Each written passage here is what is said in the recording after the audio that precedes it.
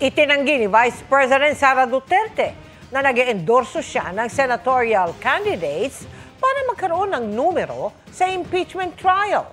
Nakatutok si Marisol Abduraman.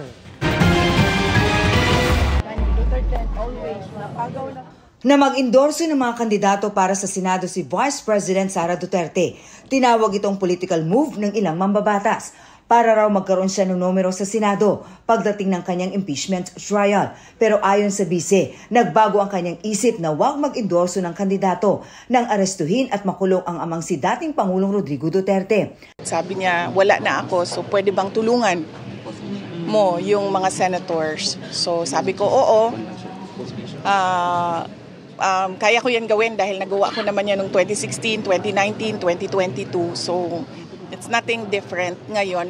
Dagdag ng bise, kumpiyansa raw ang kanyang mga abogado sa kanyang kaso. Nag-meeting kami dahil isa din yon sa mga inaasikaso ko. At sinabi nila that they are more than confident in winning the impeachment trial, impeachment case. Ako naman, I am most confident with the lawyers working on my impeachment case.